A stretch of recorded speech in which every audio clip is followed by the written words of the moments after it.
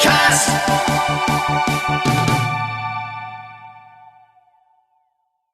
Hi Ian, welcome back to KoitCast. It's good to be back. Thank you for having me back into the Koitiverse, as one might say. But yeah, The it's a pleasure. Koitverse. Thank you for part two. I love it. Yeah, well, we got loads to get through, so why don't we just jump straight in? I think last time we left off roughly when you were 2 to 3 years old, and then the next one on the list was you're 3 years old, picking the flowers, and there's a warning voice.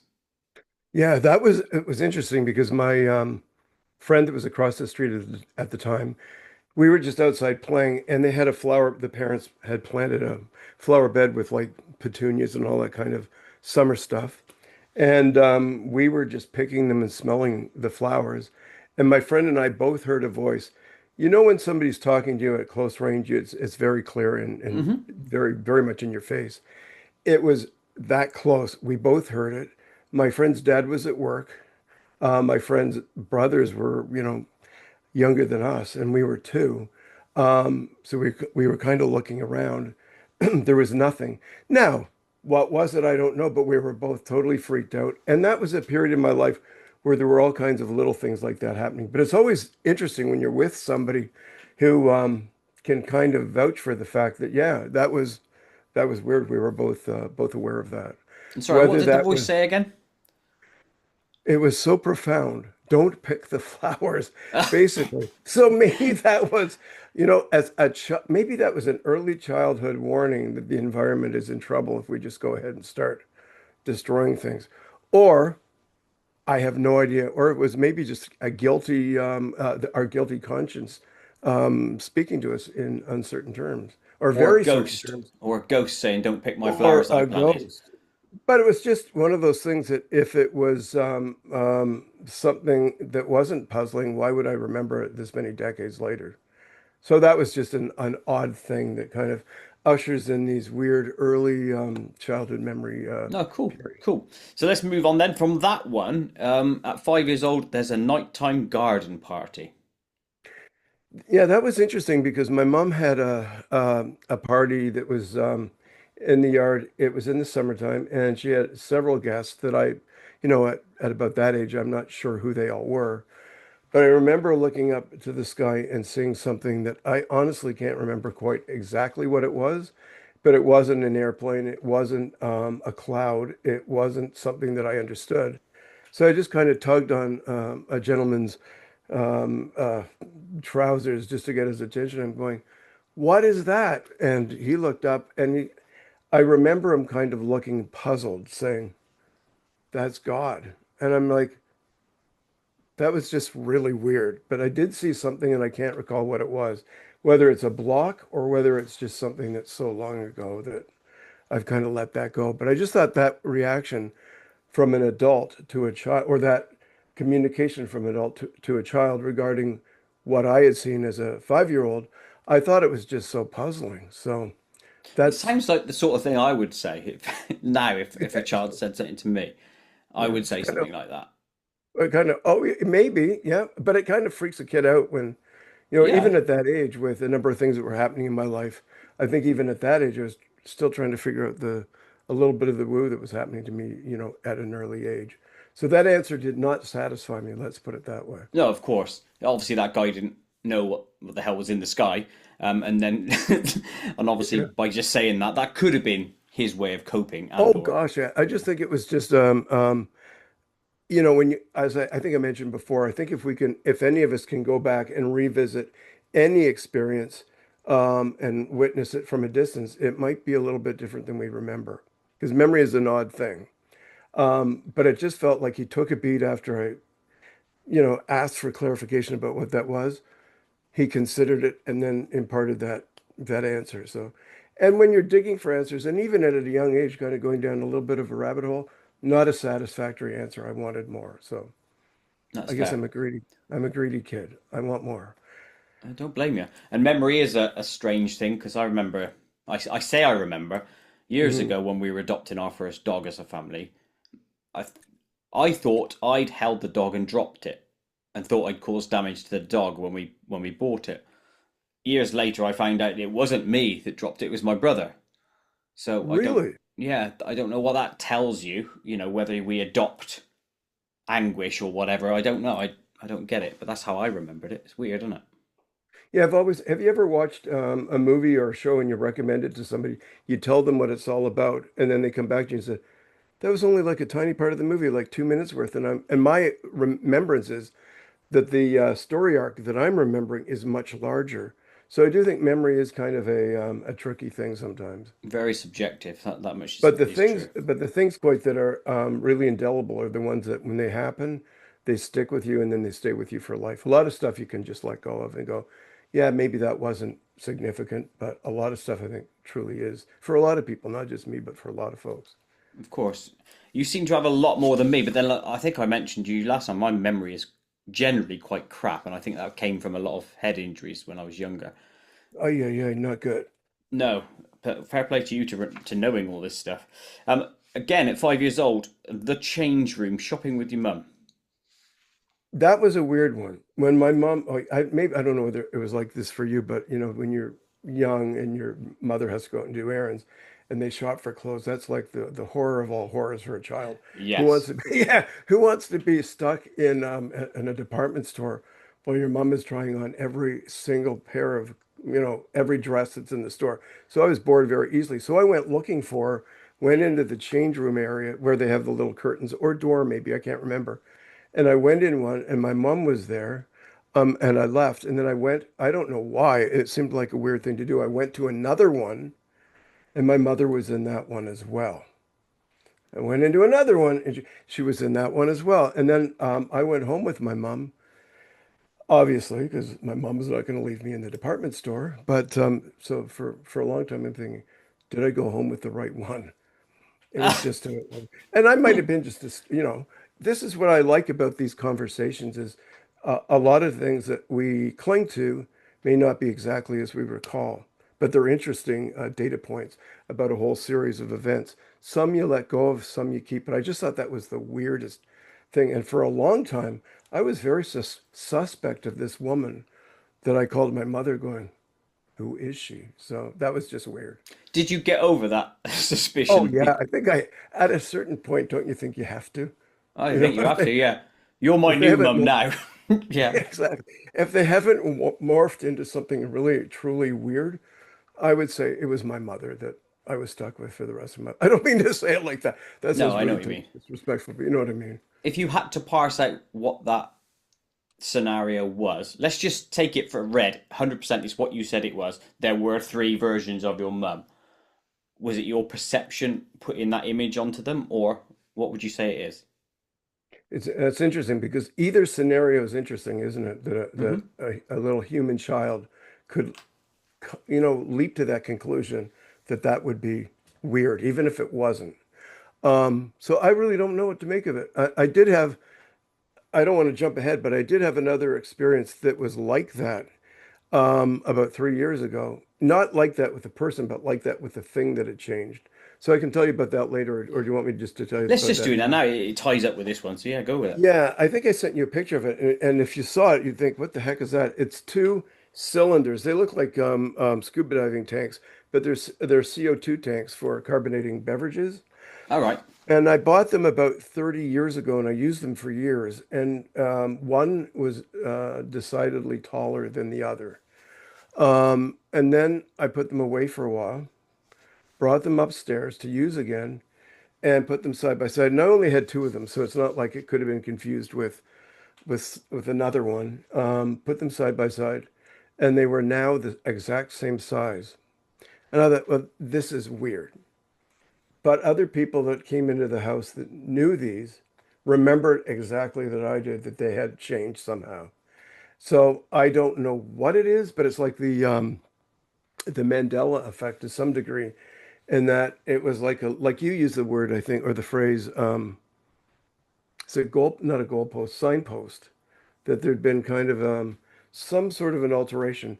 But like it freaked me out. I left them upstairs, and every time I'd come into the room, I'd look at them going, are they going to go back to what they were before?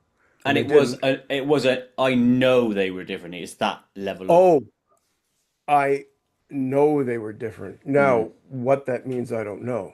But I don't know. Has that ever happened to you where you've just walked Yes, into a room? Yeah, and I think we all have. And those that don't make inquiries into things probably just immediately go, oh, it's just me. Like it couldn't have been. But then if it's I guess if it's a major enough change, you if you do make the inquiry within yourself, you've got to wonder what it is that would cause you to have a completely different perception about those objects. You know what I mean? They were, I know it's 100% what you mean. It's either it's interesting again because if we go the fact that the universe has somehow changed, that's yeah, amazing. And if we go with the premise that the universe hasn't changed, then it must be something with us that's glitched. right. And that's fascinating again still. It really is because I think enough people have these scenarios where, I think a lot of times too, it is just a faulty memory, or it could be that you've just misplaced something. But I've talked to people that know for a fact they've put their glasses in a certain spot. They look in that spot. They look again and again. They look over all over their house, only to come back to look in the spot they knew it was in, and there it was. And that seems to be something that's happened to me a couple of times. I don't know what that really means in terms of, but I know in terms of those two soda canisters, definitely there was a change there. Have you ever had the Mandela effect affect you, not with objects, but with people? Um, that's a really good question, but I had it with one object that was really weird because, and the only reason I know it was strange, well, first of all, I'd be curious to know, have you had it happen with people? Yes, in two times, which is when um what's his name? Kirk Douglas died, right? It was fairly recently, but actually I remember it like way back in the 80s or 90s when he died, or something like that. It was on TV. I watched it, I saw that he died. I went round my auntie's, we played Scrabble, I brought it up, and they all looked at me as if I was proper mental, and I was like, he's dead. I just watched it. And no. So that I could not compute that. I was literally dumbfounded for about an hour and I kept coming back to it. I know. And why would you do that unless you know? Exactly. It's just And weird. and if it's still rattling around in your head a little bit, it's significant. For whatever reason, it is significant. Yeah. The one, you did ask a good question about people. I went to a show once to hear this singer in a small club with a friend of mine. And a couple of years I brought it up to her, and and I know it was her, had absolutely no recollection of the club, of the singer, of the evening. And I just thought that was weird. Every time I'd see her, I said, can't you remember? Nope, it didn't happen. So that is one example. The other one is, I don't know in the UK when you buy an avocado, if do you know of a certain name for a brand? I don't. Um, I don't even eat or them. Tiff does, but I ain't got a clue. Yeah, well, for years, because I had a teacher with a very similar name. So whenever I'd see a little label on an avocado, it was always Haas, Haas. Pass. Okay. And then all of a sudden I noticed it was changed to Hass. Now, the interesting thing is I thought, okay, well, I guess either I'm wrong or they've just, changed it. But then Hmm. all of a sudden, a lot of people, when I, watch a show about the Mandela effect, mentioned the exact same thing. Even people working in supermarkets said it was always Haas, and now they say it never was. So there's little things that I think, thread through all of our lives where we kind of can examine them and say, yeah, something's a little bit off. And I love the Mandela effect for that very reason because so many people are affected. I know other people have had the Kirk Douglas one, like because I've Oh, looked into it as really? well. I'd never heard of that one. Yeah, it's quite a common one. I don't know. I haven't really looked into the root causes of it. Was it a rogue TV broadcast that got it wrong? I don't know. But I know a lot of other people know that one. And the second one I had was Paul Hellyer. I don't know if you know him. Yeah, Canadian or the Defence Minister. Canadian defense minister. Yeah. Now, I swear I saw a report of his death as well on the BBC website, and that it was read out on a show that I used to listen to, Midnight in the Desert with Heather Wade. And Right. then later on, she said she was having Paul Hellier coming on, and I was like, "What the shit? I'm sure he's dead. You said it." Yeah. I even emailed her to say, and I wouldn't go out of my way to do these things unless I know. So that's just weird. And like it's like you said, they stick in your mind and they niggle at you across the years because you They can't do. And if reconcile it. somebody brings it up, you want to kind of rehash it, to just revisit it, to just try and work through it a bit. That Yeah, Paul Hellyer, I think, died around what, 10 years ago, maybe not even quite that long. yeah. But the fact that you remembered that, now the point is, where do these things come from? What would be so I can't even talk, remarkable about his death that that would register with you when you later on found that he was a guest somewhere else? I know he Well, was a remarkable guy with he his was into the claims. UFO topic at the end and was going through stuff and that, so Yeah, his name would have been prevalent for me as an authority looking into the topic. So it would have right. stuck with me. But I just don't understand it. And if I had to work out what it was, are we moving through different dimensions? I don't know. Yeah, and if we are, isn't it amazing how if there is kind of like a fork in the road, if we are kind of getting onto a new track, how seamless it is. Yeah, And but there's obviously a it, glitch because we're remembering the previous version ex- incorrectly. Do you know what I well, mean? is that just because it didn't happen quite perfectly, or is it are we meant to maybe have a glimpse of this in order to just kind of appreciate, or at least drive us crazy with this wondrous universe of ours and how it works and why we're so curious about it? It's Yeah, all well, it's very all puzzling for interesting. sure. Yeah. I asked somebody once, and I can't remember exactly who it was, is it a flaw in the system? Because my brain tends to think of things going wrong rather than Mhm. things going right. I don't know what that says about me. And he said, Yeah. no, is it a feature in the system rather than a flaw? And is that what the Mandela effect is? Is it a I benefit to us? my friend of mine used to always say, first guess, best guess. And when you just said that, my best guess is that it's a feature because if we are being called to maybe, I guess, ascend somehow, I think being aware is hugely important in the process of just trying to work with information that's coming in. Maybe it's helping inform the growth of this consciousness understanding. I don't know, but I do think maybe there's a lot of people who are truly asleep that wouldn't notice. You could have a soda tank that grew 10 feet in my house, and they probably wouldn't even notice the difference because they're kind of like oblivious. They have blinkers on as they go through life and aren't really paying that much attention like you or I might. Well, I wish I But had I, your I wonder, gas tanks because that means you're saving a lot of money if they keep growing. I've got Scottish blood. That means a lot to me. But it is interesting because I do think a lot of people are probably aware of this. And I wonder how many people would just keep their mouth shut because people would probably feel others would find them completely bonkers for suggesting that there are changes when, we were meant to believe that if something is a solid object, there's no way it's going to change. It's physically impossible. But like you say, if we are kind of going on to a new timeline, it might be 95% the same or 99.9% the same. I'm wondering about these timelines if, with all the problems in the world we have now, what if there'd been a nuclear war and we just sort of switched over and all carried on as if it never happened? That kind of crosses my mind a little bit. Very much so. That Uh, I've also run that very scenario in that we are one of infinite storylines, and like you mhm. say, oh right, there's a big event there. Let's move him on to track A. Do you know what I mean? And then we're always moving to Yeah, avoid the and catastrophe. I really believe it's possible, but part of me also is like that's wishful thinking that when we're going down so many of these dangerous paths, I hope to God that there is that opportunity to just veer from it. And yet the Earth is still here, so it hasn't destroyed it yet. And there Well, is that's almost evidence to the point that we are yeah. moving onto tracks. Well, the Earth is still here, or one of the, how many Earths are there if Oh they're yeah, like, you could. Yeah. if they're all stacked up? If there are multiple dimensions and multiple universes, there could be a lot of this.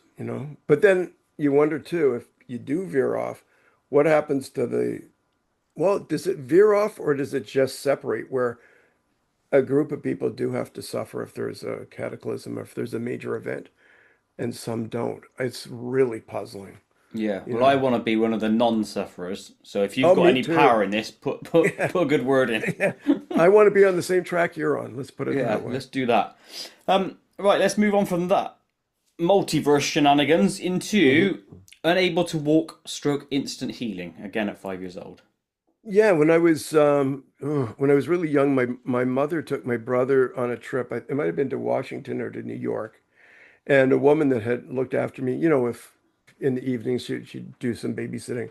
But my mom was gone for several days, and I couldn't walk. I mean, I was old enough to remember that if I tried to get out of bed, my legs would just collapse. And this woman, she's long gone now, Mrs. Donnelly, called a doctor who came over. Now, this could have been a doctor that's absolutely just flesh and blood, normal, no different than you and I. But it was weird. He came over and he did whatever he did. I went back to bed, and within an hour or two, I was out of bed 100% better. And I just felt that experience made no sense that you would go from being unable to walk. There was never any understanding of what it had been because by the time my mother had gotten back from the trip with my brother, I was completely fine. And because I was so young, I didn't ask questions of my mother to find out if she learned anything. But there's nothing that would have been able to take a child from absolutely an inability to stand to just all of a sudden walk again. So that doctor's visit was kind of when I think about it, it was a blessing, but it also had a kind of a creepy kind of tone at the time because I kind of remember bits and pieces of it, but I just remember that near instant healing of just unable to walk. Whatever caused me to have that inability, I don't know. Was it a virus? I have no idea. It certainly wasn't an injury, but it You was haven't just got something that, diabetes, have you? no, knock on Hmm. granite countertop. No, I don't. So that no, I've never had a problem with blood sugar or anything like that. If it had been something prosaic, um, why a doctor? And I don't remember. Maybe he gave me some medicine, but to just pop out of bed when you've been a couple of days just unable to stand was weird, you know. And then Yeah, I I don't had blame you. so that was just an unknown, but it kind of happened at a time when a number of other odd things were happening in my life. Cool. I don't really have much to say on that one because what can I do but theorize? Exactly. But don't you think with all of it, it's all there's no answers. We're all looking for an answer to the UAP or UFO, depending on what you call it, mystery, or to where ghosts come from, where spirit comes from. How the soul survives, how consciousness evolves. I'm just getting more frustrated with the number of questions that keep growing and growing and growing. But I'm also, wouldn't we be bored if we didn't have these questions, though? There'd be nothing to gnaw at, right? I know it's one of the things that annoys you at the same time, though, because I want all the answers. I I do was too. speaking to Kathleen yesterday. Actually, I said we'd have a conversation, and I had a chat with Oh, she's Kathleen Marge. lovely. She's Yeah, and a she said the fantastic same lady. thing. She is chasing the questions, but we're never going to get the answers here. That's the problem. Yeah. Not all of them. Well, no, if you talk to Kathleen, she's the one I think I told you that I reached out to in 2021 when all of this was flooding back to me. And she's like a mentor. And but I was so naive thinking if I reach out to Kathleen because she's a well-known person in the community, she's going to have all the answers for me. How naive was I to think I'll No, just ask Kathleen and she'll tell me where they're from, what their mission is, because I really felt that people, of her stature would have infinitely more understanding. But I think the more research you do, the more room there is for learning about what the mysteries are. there's But just no, there's the same amount of mysteries. They're just in a different area. You're moved yeah, and they along seem to a deeper. different focus. Yeah, and but it seems to just be a deeper conundrum in a way because I don't know about you, but there wouldn't be a day go by that I don't muse about a lot of this stuff and figure out, well, I do think though, I don't know about you, that we are kind of in a disclosure period. So I think we're going to learn more. I think that even when we learn as much as we can learn, it doesn't mean we have still all the answers, but it just may mean the general populace is going to come to the conclusion, yeah, they're here, they're with us. I just have a funny feeling that when everyone's worried about ontological shock, I think the world is going to find out, or those that are concerned about ontological shock are going to find the population is just going to go, oh yeah, oh that's cool. Go back to work on Monday, go to the movies on Friday or the weekend, and get on with life. I don't think it's going to be this huge upheaval for most people. No, it'll only be an upheaval for the people in power because they'll perceive it as something that affects their power.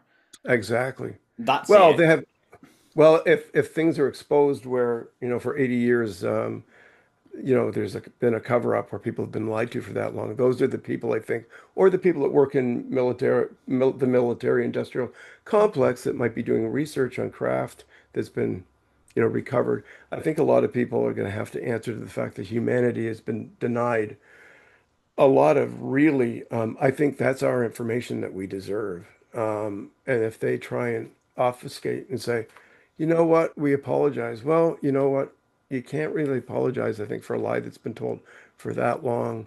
And that absolutely, it's just been an absolute stonewall. So I think that when that's broken, yeah, the people that have answers or that have to answer to this are really going to feel the pain. I hope so anyway, because Yeah, it's humans been love too to long in the blame. making. Hmm? I said we love to blame and then come to a resolution. We blame someone, we punish, we move on. And I don't think Yeah. we'll be able to move on unless someone is punished or blanket absolved. But But who yeah, I think knows? in 2017 when Leslie Kean and Blumenthal published the article about what was happening with in the U.S. Navy with the Tic Tacs and all that sort of stuff, that really started to open the can of worms. And I think it made a lot of people realize, yeah, maybe there is something that I haven't really been too mindful of or paid too much attention to. But yeah, maybe there is something. So it's kind of opened the door a little bit for people to start to see, yeah, there is another reality. It's always been the same reality, but for people that have never believed or had any reason to believe, it is a new reality to them at least. Yes, very much so. Um, and let's look at a different reality now, where toys are flying around your room. Now that one is Yeah, intriguing. that one happened at a house that I was at when I think we moved there when I was about two. And I'd have to look at my notes, but I was probably about 5 or 6 years old in my room, well aware of the fact that there'd been other things that had happened in that house that were a little bit odd. And I was totally freaked out because things were lifting off the dresser, and because even though the room was dark, there's still enough ambient light to know things are moving around. And I just remember like swirling around almost like you would like a vortex. And then eventually they went down. And I remember running into my mom's room and just like freaking out. And she was just saying, it's just go back to bed. It's your imagination. Just go back to sleep. It's okay. And I do remember going back to bed and just like covers over my head and absolutely terrified. I always think it's really interesting how parents tell you, there's no such thing when these things happen. It's all you. But then there's a Santa Claus, there's a Tooth Fairy, and there's an Easter Bunny. So no wonder we're so screwed up when weird things happen. We're told, just forget about it. It's just your imagination. Because I think a lot of kids have these kind of experiences that are, so difficult to process, and they have nowhere to go to get comfort or an understanding from a parent because a parent's not really equipped to deal with this if they have no idea that this is happening. But that's another really indelible memory of mine for sure. And now, a question that would spring to mind from things floating and messing about in your room Mhm. lends me to think poltergeist activity. Had there been any other things like that where objects move, noises, etc., bad smells or anything? Noises for sure. Around that same age, my brother would come home for lunch or go in the morning to school, and often I would be in the car because he was 12 years older than me. So if I was, I guess if I was four, he'd be 16 or what have you. So we would go. I'd be in the car with my mom and my brother to the school, and then she'd drop him off, and we'd come back. As a kid, I'd often want to just stay home and play with my toys. So my mom would often say, okay, well, I'm going to take your brother. I'll be right back. So she'd only be gone for less than 10 minutes. And on a couple of occasions, when she was gone, there was laughter and voices. I have no idea what the voices were now, but so terrifying that I would just hide under the bed and be like weeping because it was so, it was an oral experience. I didn't see anything. It just, I could hear it. So that was more of a ghost. That wouldn't be poltergeist because nothing would, but it was in that same time period. Hmm. So ghost poltergeist, I think that's definitely more in line with that kind of an experience than anything related to beings from another dimension or world or from the future or what have you. But Whatever, that yeah. was just terrifying. Are you psychic? It's really interesting you should say that because I was talking, you interviewed Lori Tobin Raymond, Hmm. and I was just talking to her yesterday. And we were just talking about that exact same thing. She's super psychic. I think I'm really intuitive with people. I know when I go to a party or walk into a room, who's going to like me, who's not, who I'm going to like, who I'm not, and where I know there's an opportunity for a friendship or a conversation. And I get vibes about people. And I remember a woman, and I'd never do this now, but I worked on a show years ago with a woman an actor on this show. And I mean, it was really insensitive to do, but I just said to her, I was really young at this point. I was in my late 20s, so that's a long time ago. But it was stupid to say. I just said to her, "Did you have stomach cancer?" And she went, "How did you know?" I had no idea. Um, but I mean, I would never do that now. I think that's so invasive to just Mm. ask somebody point blank such a personal question. But it was an unfiltered, I just kind of just blurted it out, but I just had this overwhelming sense. So I think the psychic in me comes out now and again, but the intuitive nature is always there. I don't know When if you you can separate it. that's thing, right? When you I'm always keen to understand where that information comes from and how it comes in. Because you said it, where did it come from to say it? Did it come from in here, process out, or did it come from just there? Did you hear it and then say it? How? It formulated it. No, it wasn't an external thing. It was in my mind. And I probably, if, I can't say for sure, but it wasn't like it hit me and I just had to verbalize it like I had control. If I was more sensitive, I wouldn't have said anything. But it happened. It was just a thought in my mind, like it didn't feel like it was a voice saying this woman has had cancer, because what point would there be to say that to somebody if it wasn't to help them? And I don't think that comment was helpful. I just think I picked up on something and was kind of insensitive just to bring it to their attention because I think it would be insensitive for me to ask someone, by the way, did you have stomach cancer? Just to have validation. I think that would be kind of a mean thing to do. But I wasn't trying to be mean. It was just, I blurted it out because it came to me and without really thinking, I just said it, you know? But I've had many things like that happen. But I think there are people that are infinitely more psychic than me. But I'd say I'm intuitive. And I pick up on other people a little bit. And I've often said to people, I'm picking this up and I'll ask them and they'll say it's true. Like I have a gut feeling that you are as well, Maybe. that you May- may not want it, you don't share it, but you are an observer and things kind of come to you and you're like, that's interesting. Yeah, no, I can read people. I'm good with body language. I'm good with, again, what you said. When you walk in, you know if someone's going to like you or not. I get that. And I'm Yeah. always, not wary is probably the wrong word, but I sit back, pay attention first, and then jump in. When I was younger, I found it a burden because I'd go to a party and it would make me feel a little bit intimidated. And now when you get older, you kind of think, who cares? If they like you, they like you. If they don't, basically. Yeah, but Um, that's because it, as you get older, you get more and more used to yourself and the sense of who you are and what you give a shit about and what you don't. yeah, And as you get older, you absolutely. care less about what others think because ultimately, how do they affect your life really? Yeah.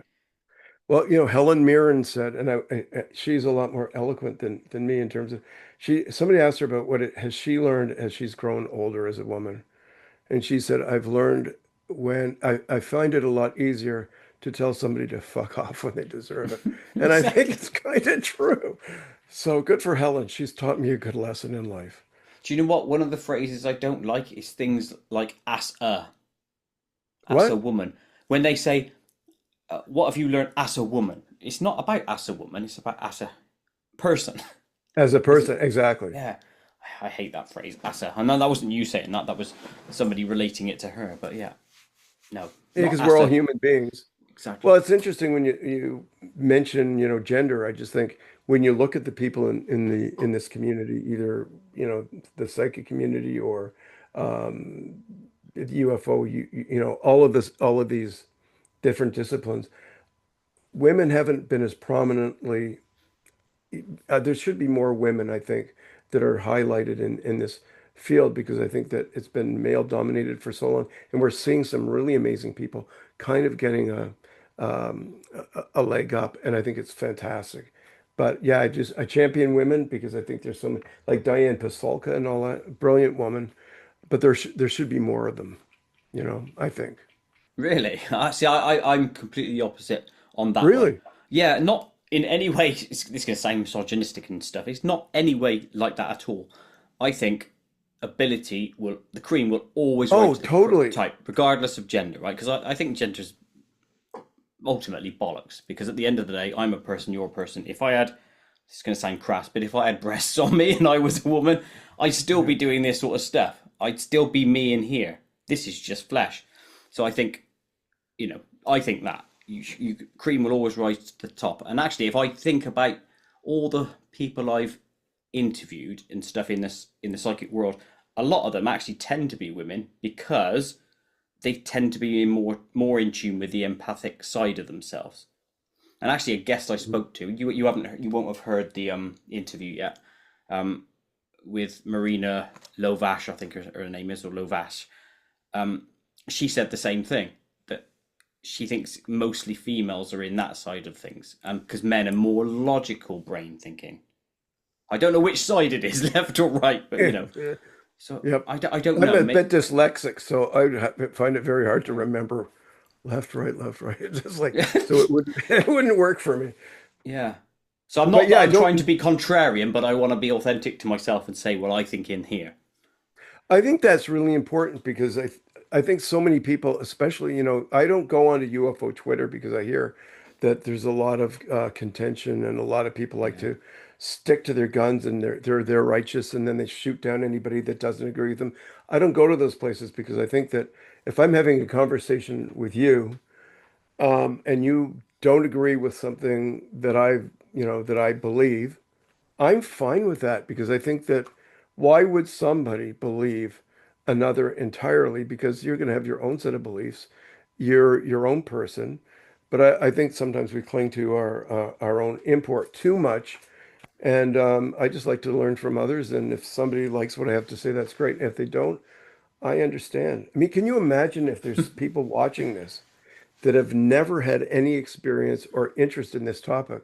They probably think that you, and probably all the people you have interviewed were all completely bonkers. But those that Yeah. have Yeah. had experiences, you start to realize there's something to it. And it's good that people are speaking out. Men, women, young, old, it's all good. I completely agree. Everyone should, by the way. Speak out. Let's hear more of your stories. We want to know. Yes, Right. yes. Next one. 5 years old still. You're on a Yeah. craft with tall whites looking out the window at lights from craft. That is really that's something that when I did some hypnosis, I got a little bit more clarity on. Um, when I was about that age, I was in a room, and I think I mentioned it before. It was so weird to me because if you're in a craft, you would just have this preconceived notion often that everything would be very curvature Oh related, or yes, yeah, you did. and the windows were just like in a penthouse or in an office tower. Everything was built at a 90-degree angle, tall windows. And I was standing with three beings that I all everything in my life has always been when I've had an encounter has been tall whites. I've never been, at least I'm aware of it, never any of the grays that people see. But I'm small. We're all in, and to the best of my ability, it was kind of like loose-fitting clothing, like robes. And I have a small robe because I'm small. And then there's th three other beings, and we're looking at the window. And in the distance, we can see white, bright lights that are craft, I'm assuming, in the distance as we're looking out at them. Now, this wasn't like a scenario where we're seeing enemy ships or whatever. This is probably part of our culture, like just seeing traffic as you're, on a highway. So it was a bit kind of a benevolent or neutral feeling of being with these beings and looking out. And it was like being part of their community. Now, that was me with three others. But when I went to hypnosis, well, before I went to hypnosis, I had another memory of being in that same room, kind of on a riser at the back of the room, like up on a platform or on another slightly higher level, looking at myself with these three beings. So it was like I'd separated from myself. So I'm at the back looking at myself. But when I did the hypnosis, I found out that I was really just at the back of the room looking at a similar scenario with a small or a younger being with three tall whites. So that clarified that I never did separate, if that makes any sense You at were all. always at the back, and that you were never in that person at the front. Oh, no, the one time I was at the front with the other three, and then a second visit I Oh, was I at the see. back, Yeah, and that was get it. it could be another group of people entirely. And I feel that there were three also with just one younger one, but maybe the number could have been different, but it was so similar that it led me to believe until I had hypnosis that I'd somehow separated and become two. Got you. I hope I'm explaining that well Yeah, enough. two separate events, but Two you separate events. conflated the And two in your when memory. you're with your family, I don't know whether you have siblings, but when you're with your family, I'm sure you love them, but you don't always feel like your heart is full. You're just kind of hanging, right? And you're Hmm. enjoying being there. That's what it felt like. There wasn't like a great sense of it being benevolent, but it was very normal, very peaceful. So that was interesting. But yeah, that the hypnosis made me realize, no, I had not split into two. The Cool. world doesn't need two me's. Well, So we've already said there's at least yeah, more of us yeah, with the whole multiverse thing, so we don't want to split it that's even true. further. And then go exponential. When you were at the window with the tall whites looking out, are you looking out at the atmosphere of a planet, or are we in space at this point? That's a really good question because when Sev Talk also had the same, it felt like we were on, well, I wasn't with her, but we both felt it seemed like we were in a building. But to me, I think we were in a space environment looking out kind of like on a deck, but it must have been a huge craft. It wasn't like just a small, like 20-foot diameter, thing that people might see as a tic tac or what have you. Um, but it felt like exactly like being at the top of a building, but yet I think we were up because there was no, looking around, there was no other buildings. It was just space and lights at a distance if other craft were approaching, or maybe they were lights in the back of the craft, but we could just see a ton of lights that were just like indicating that it was like a traffic corridor, so to speak.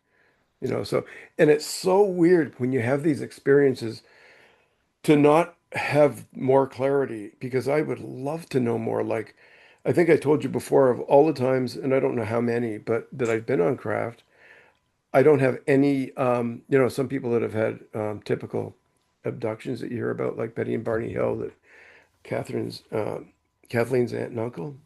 They have memory of being taken and the horror of all of that through hypnosis and probably even without hypnosis to some degree.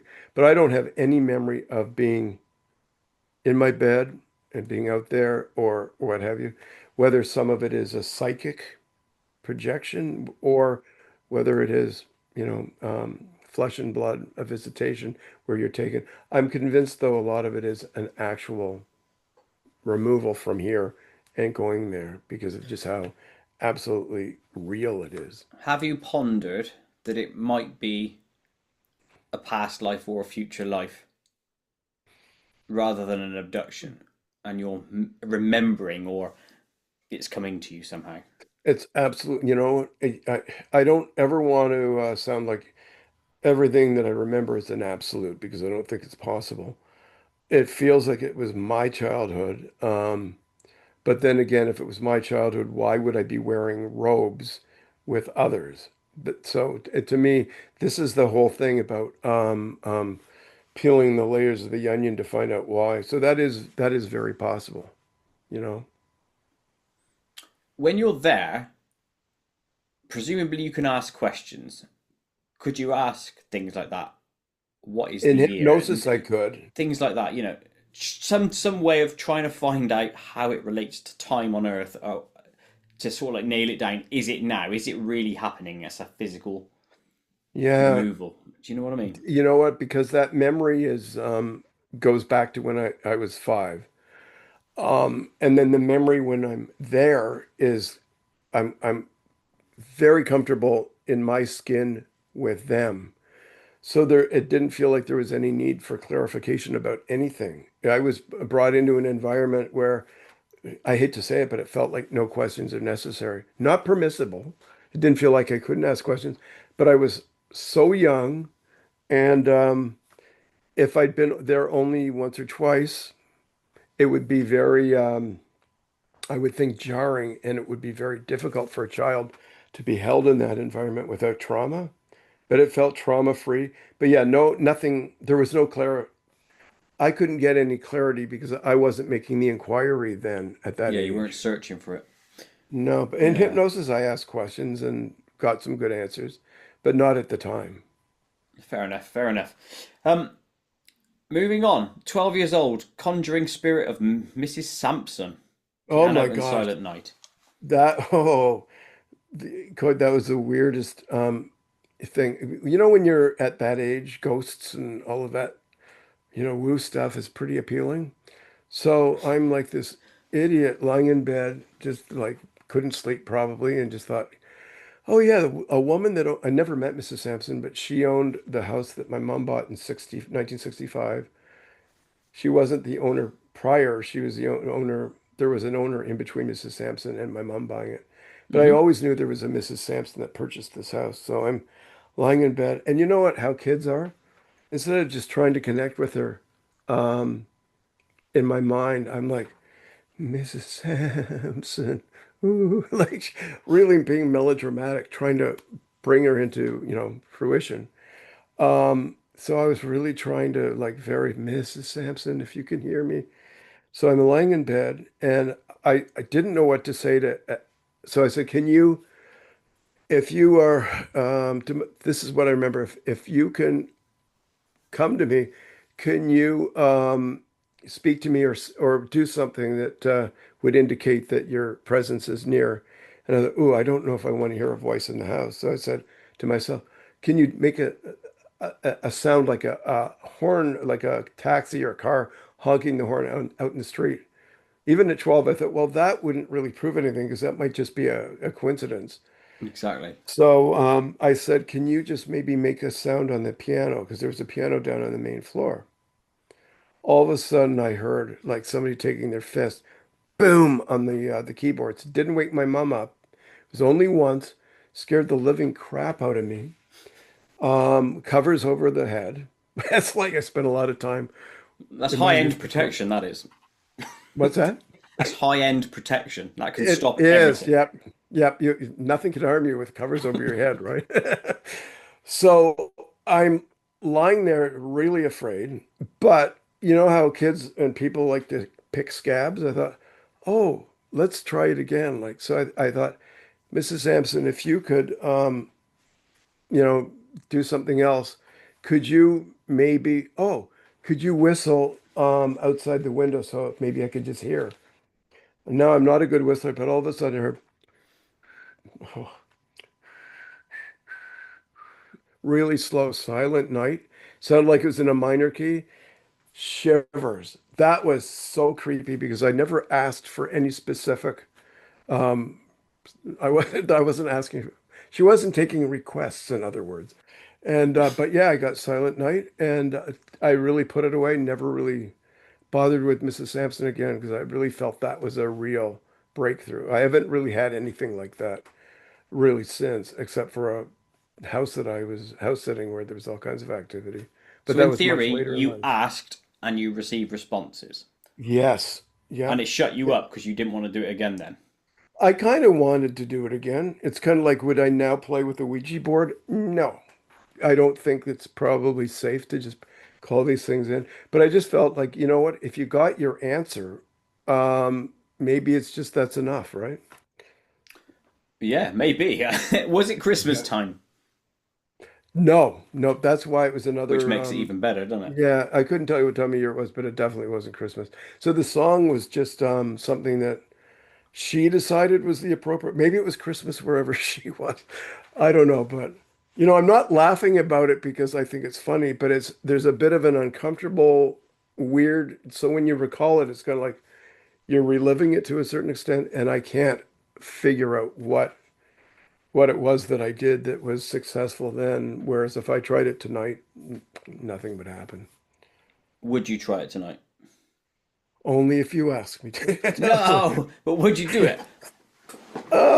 Only if I do, and I have any results that indicate Mrs. Sampson has got a message, I would let you know. But yeah, I'm not moved to do it really. That's what I mean. Is it something you would do out of just interest? I think so, but I just am. I think that I've spent too much time with covers over my head, and that's where they would end up if all of a sudden I got Yeah. another, you know, woo scenario because it really is freaky when, you know what? I think the 12-year-old, even though you're trying to connect with something, you're thinking it's play.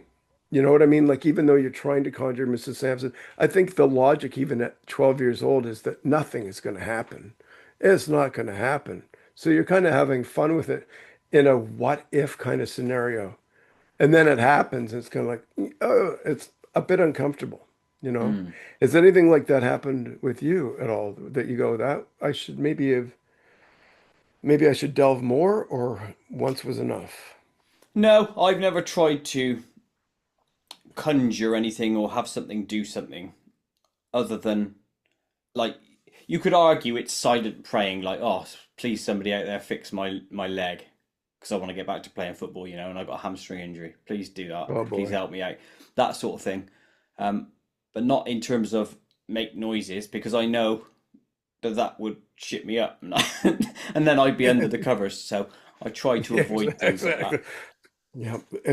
My advice to you is if you are going to start to delve into this, buy sheets that are extra long, just so that you can get them up over you as quick as possible and Oh no. be in comfort. Yeah. We have those already, and Tiff's already hiding under there. She doesn't like it either, Yeah. which is And weird because you know she what? she can see ghosts and stuff and that, and she tries not to. Wow. Well, it's interesting. And I joke around a lot. And the one thing that I've learned in the since 2021 is I find humor is a huge component of raising your vibration and finding that. I mean, I wouldn't laugh at somebody that had a malady or needed support. I mean, there are things you just don't laugh at. But I think you have to look at your life and take stock in who you are and be a good person and all that. But I try to find levity wherever I can. I think you're kind of the same way. You're 100%. you're circumspect, but you also bring a lot of humor and entertainment to the floor. And I think it's important to just lighten up. I don't mean you, but I mean me or In and general, yeah, yeah, yeah. in general too.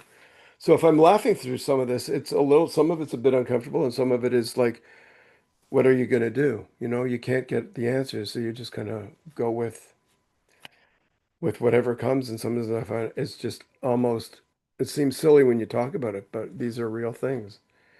No, I agree with you on the laughter front, and it's a part of the human condition anyway, isn't it? Which is, Right. what do you want to do? Do you surrender to the cry, or do you reach for the laughter?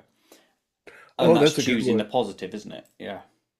Yeah, and I think too where your headspace is at any given time, because when I had that event that I was telling you about before at 12 years old, where that craft was above the tree line, that fluorescent green craft, Oh yes, yeah.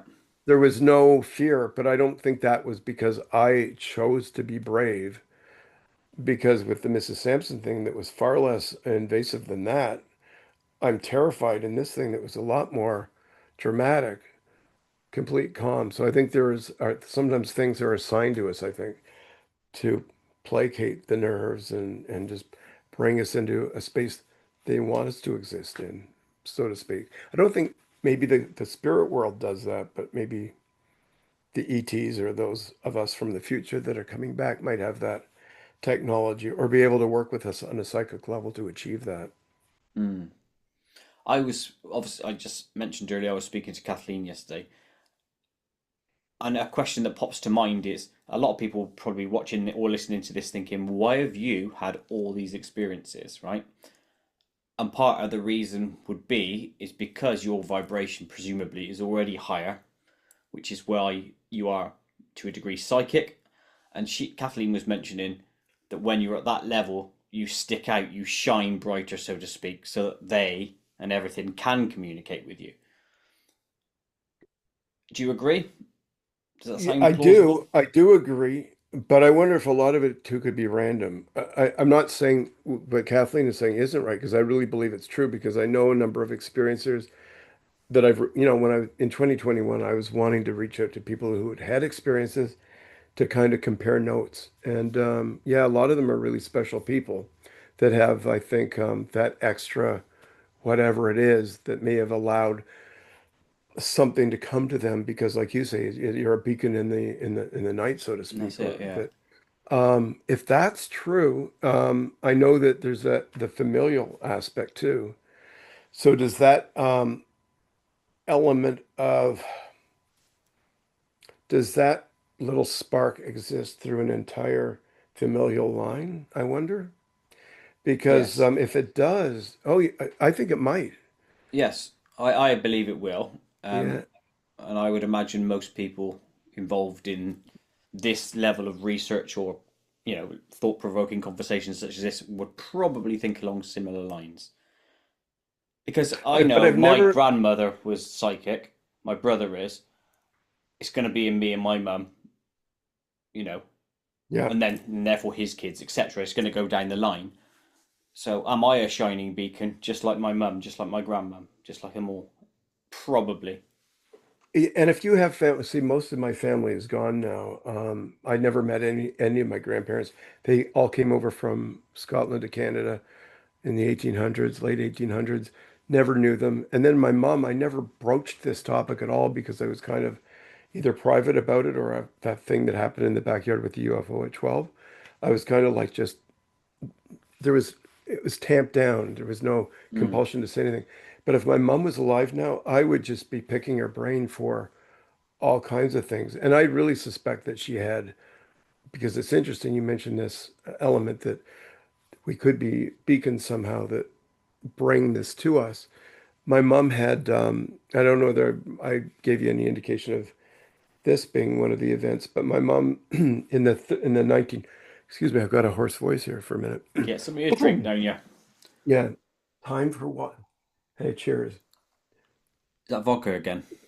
Ah, that might help. It is vodka. You're I hope not. It's only about 11 in the morning here. already on Yeah, your my second mom, bottle. Yeah. exactly. When you see me swinging from the bottles, that's time to just say, "Well, goodbye now," because it won't get any better. No, my mom in the probably 30s, late 30s, early 40s, my grandfather had a cottage up north from the city, and my mom was with her friends in the living room of this cottage when a what'd you call it? A ball of light came in an open window through a screen, traveled across the living room floor, and I guess it was moving slowly enough that the her friends all kind of got out of the way, lifted their legs if they were sitting. It went across the room and then went out a screen door. So that is ball lightning. My mom always said ball lightning, but it wasn't until quite recently that science has finally signed off on the fact that ball lightning is real. Because for years it was like UFOs. Well, there's not really enough of a data set to be able to confirm that it's a reality.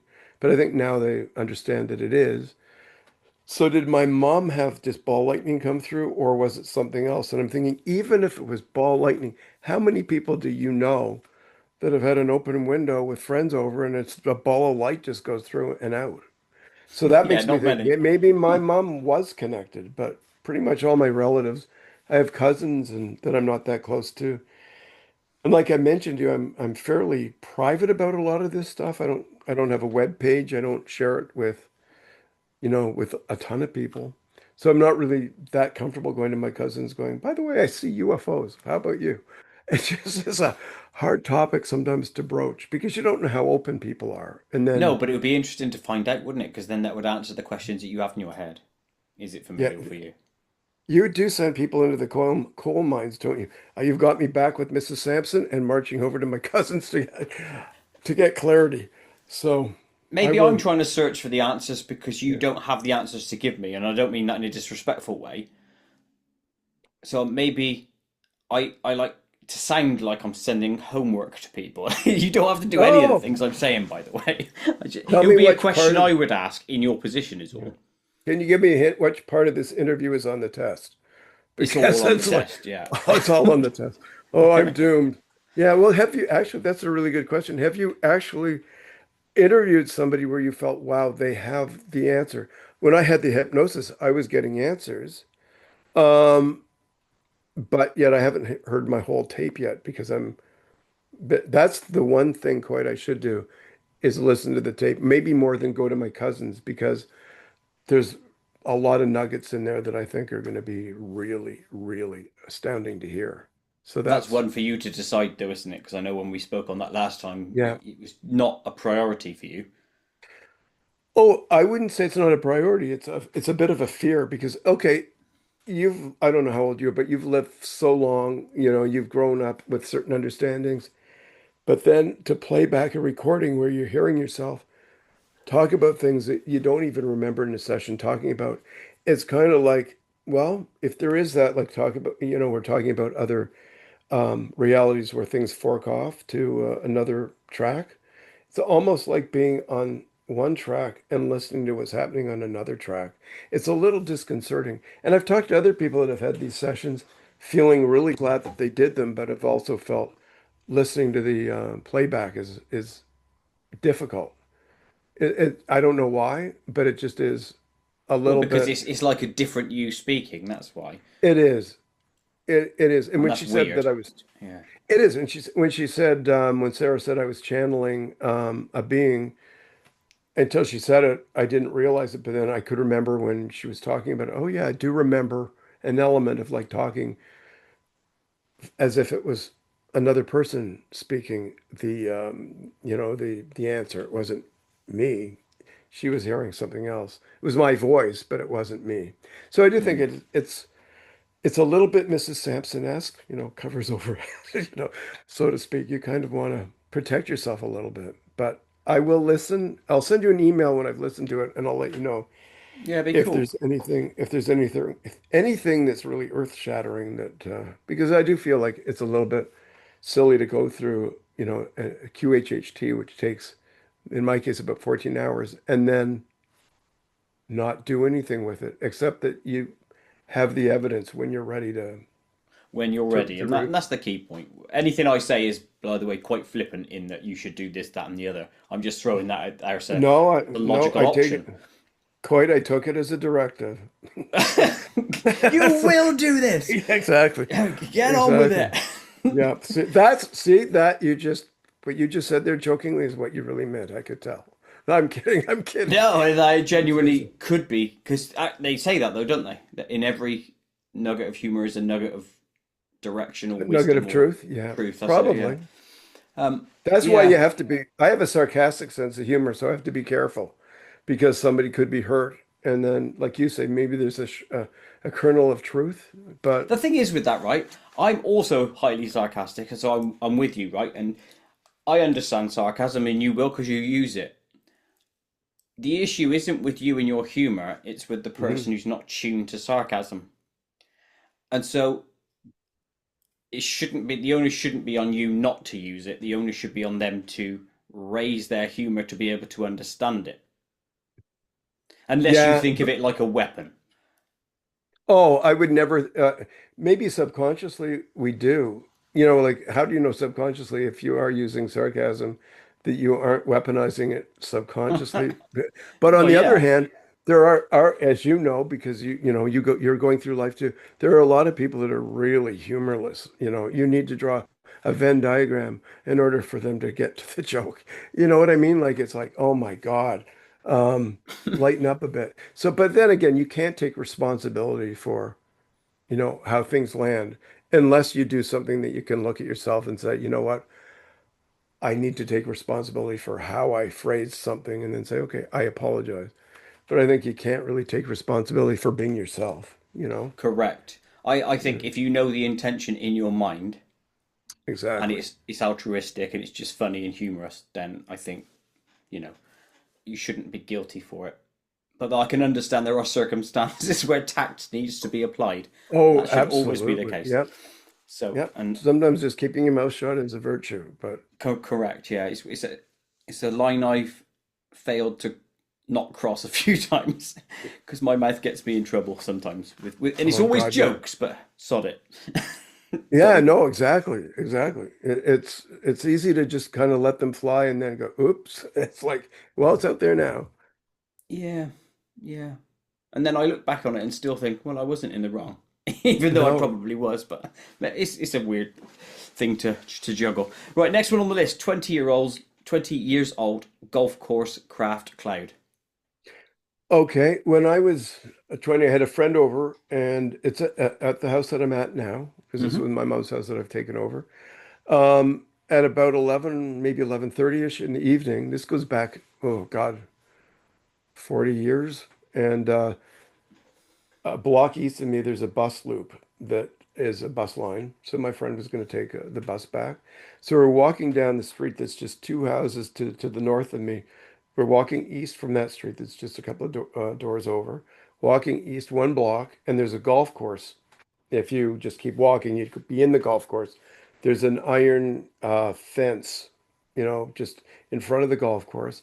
As we're walking down the sidewalk toward where the bus loop is, with the golf course right behind, we both saw, and it was dark, but there's enough ambient light in the city that you could see what looked like a night that was clear. It wasn't a cloudy night, but there was a wispy cloud that wasn't that prominent, that was quite low, maybe 40 feet above the ground, just above a clump of trees, just as you would go past the gate into the golf course. And we both noticed there was like a metallic element, like there was or a component. You could see the cloud was wispy, so it looked like, you know what a black London cab would look like? It's just a metallic, very black, but somewhat shiny surface. It looked like that in the night light, or darkness. And it was just slowly drifting it was actually going from the north, moving south. We just kept watching it. It didn't make any erratic movement. It was just going slowly. But what was weird, it was just shrouded in a thin, wispy cloud. So there was enough cloud that we couldn't really garner the exact shape, but definitely there was something in it that made absolutely no sense. Again, there's always that wonderful sense of having validation when you're with somebody that Oh, witnesses of the same course. thing. And that gets back to why would we see that then? Because the world is a pretty damn big place and these things don't happen all over the place all the time. So going back to that thing, is that beacon thing that they just want to keep you plugged into this mystery, because there had been a lot of years where nothing had really happened. And I think when you have a big expanse of time where nothing happens, like I said to you before, you kind of have to put it away, because I wasn't prepared to do the deep dive that I'm doing at this point in my life, because a lot hadn't happened for a number of years. This happened, and then a period would go by where it's kind of quiet. But we both saw it. It made absolutely no sense. What I think is really cool is I wasn't reading a lot of books or watching movies about the phenomena, but it is really cool when you're watching a podcast such as yours or someone else's, when they have an experiencer on who talks about seeing a craft like this that's in a vaporous kind of cloud. And I'm like, bonus, because, it happened. So I don't think these things are always just one-offs. They're rare. But so yeah, that happened many, many years ago. And I'd love it to happen again. You know what's interesting, and I wonder when you talk to other people if they feel this way. Every time there's a sighting or you see something that you feel is anomalous or that you're connecting with, it never gets old. It's so freaking exciting. So that I love. I love that way more than sheets over the head and trembling. Because these Yeah, things I happen bet. at a dis. Well, the ghost things have often been kind of more up close and personal, where a lot of this stuff is the green thing over the tree in the backyard at 12 was at least, 50 feet above. And the golf course, it would have been several hundred yards, or maybe not a couple hundred yards in the distance, and then maybe 40, 50 feet above us. So it's kind of at a comfort level. And I wonder if these things often quite come to people at a distance they're comfortable with.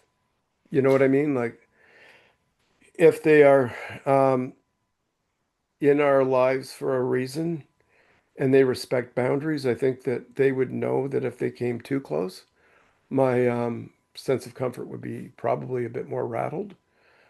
And maybe they do come closer over time because they know that they can. It's kind of like you, it's like a pet, a feral animal. Actually, that happened. Sarah was saying that I said when I was supposedly channeling a being, she said, we can't keep you for an extended period of time. It won't, it's unhealthy, I can't remember the exact verbiage, but you can only be held safely with this for so long because you're feral humans. And I thought, that's kind of weird because we really are in the presence of something that isn't human but has maybe a greater intelligence than we do. For a lot of people, it would just be impossible to survive that. It'd be like taking a little bird or a squirrel. The next day is probably going to be dead from a heart attack. So it is kind of, I think, a stressful thing for a lot of people. I don't know. I got off on a tangent there, so No, but I pull me like back. it. I Pull have me back. Pull me back. two questions for you. Yeah. Had this craft stayed within the cloud all the while moving, or had it come out of Yes. the cloud? Never came out of it. I always wondered if it was this if they thought they were a little bit more protected by the the what would the word be? If the cloud was meant to be a protection shield, it was a fail because you could clearly see through it. So was it deliberate that we were kind of meant to have a glimpse, or is that just how it travels? And that was just sort of off gassing. It was some sort of maybe it wasn't meant to hide the fact that there was something there, but it was just part of But it just did, yeah. their exhaust system. I don't know, but it was weird how the whole thing just went very smoothly across, just like the one in the backyard. But in hypnosis, I found out there is more to it in terms of did it really keep going? So that's the other thing. When you talk to people that have these experiences, it's interesting when you do a deep dive to find out there's often more than you really Well, this is the understand. point when you said, "Oh, it's exciting seeing these things." I 100% would agree with you. I would love to see a UFO, but, and this is where the but comes in. I also know, having spoken to you and many other people and listened to many, many shows across the years, is that the other side comes with it. If you see one, you tend to be on one, and I don't like that side of it. I don't know. I think a lot of people probably witness things that don't interfere with them. But if that's a really good question for But do you, we I know that for remember. sure? That's the thing. No, but if have had these experiences and I'm back here, feet firmly planted on the ground, um, I I hate to say it, but I kind of see it as a blessing because it had, I know Kathleen feels the same way that it's either, for many of us, it's benevolent or neutral. It's been both. Yeah. Neutral is okay. I mean, if there's a trust that you're not going to be harmed. I do think maybe the earlier stuff when there were voices and things moving, whatever that force was, that to me was just terrifying. I think it would still be now. I don't like the idea of something that goes bump in the night and not knowing who or what the bump is. That's really weird. Or, but I guess I could say the same thing about the others. If you don't know who they are, why wouldn't I be afraid of them? I'm not really, but I do think it's all about context. I mean, if I was walking in a forest and all of a sudden I was grabbed by something I didn't understand, yeah, I'd be hugely terrified. But I think a lot of times these things come to people in a way that's very gentle. So if you were doing a CE5, I hate the term CE5 because I do them, but I don't do like the Stephen Greer protocol exactly the way he would. And I do think they do bring things and I've had people that have visited me and for what it's like the psychic element that we are talking about before. I'll say to somebody, look up here, look at this part of the sky at that in this quadrant right here. And I say, look up there, there's going to be a flash or something fly through. And there is. And a couple of times people have not screamed but like like just been taken away. Like, why does that happen? And how can it happen? Because I'm thinking for me to, or anybody to call something in, how can it be there? How can it physically be in that exact space at the exact time you call for it? So I'm wondering, is this something that's been pre-planned that I Or is was it meant to, something your mind created? or is it something and that is amazing because that's just as freakingly amazing, Yeah. wonderful. And so if consciousness can call these things in as well, or if it's a projection of me up there, then I'm a pretty powerful person. Hey, You should be thinking about loads of gold bars is what you should be thinking about. thanks. And you know what? For having me on, I will share my wealth with you. How's that? Yeah, if you're conjuring gold bars, I will happily join and sign that contract. Yeah. So and now you have it on tape, so it's a It's legal legally obligation. binding. You It's can't get out of legally it. binding. Next one, 22 to 23 years old, Coke can. That was freaky because when you're younger, going back to the things flying around the room, you could say as a researcher like you are and doing the deep dive, you could say, okay, that's the product of a young mind that's conjuring this that's just part of their imagination. When you're 23, I'm not a drinker, and I'm not a smoker, so I was just watching TV fully. I think Naked. your viewers just lost their dinner. They may, I think they just canceled their They'll never subscriptions. come back, that's right. So maybe that's why the Coke can took off because it was like, oh, he's naked. Whoop, I'm out of here. So, no, I'm just watching TV and the Coke can is beside me on a little table. Like it would have been not that it matters, but just it just went up maybe 8, 10, maybe a foot and gently went down. Not, it was a nice spirit because it didn't make a big mess. It just went right up and right down. And I'm like, holy crap, what the hell is that? And the weird thing is, intellectually, that should have scared the crap out of me. But there was a sense of like, that's weird. But immediately it's like, oh, well, what can I do? So I just kind of went on with it. But yeah, those are like those when nothing happens for a while and then you get that little, Reminder, maybe isn't it? Yeah. it's a reminder that don't get too complacent that this reality is just what you think it is. So cheers to you, I guess it was saying. So, and then it went back down, and I think I drank the rest of it. I probably shouldn't have because who knows what it might have done to it. But yeah, that was an odd one, but it was a one-off. I don't have uh that's never happened again. That's a real fizzy drink when they start to take off like The lightest that. drink you've ever had, yeah. Absolutely. Yeah, that is weird. I But always yeah, wondered that what the again, purpose I of. wish I wish for somebody like you that's looking for answers, I could say, I know what was behind it. I know who did it. I know why it happened. Haven't got a clue. You only know that it did happen.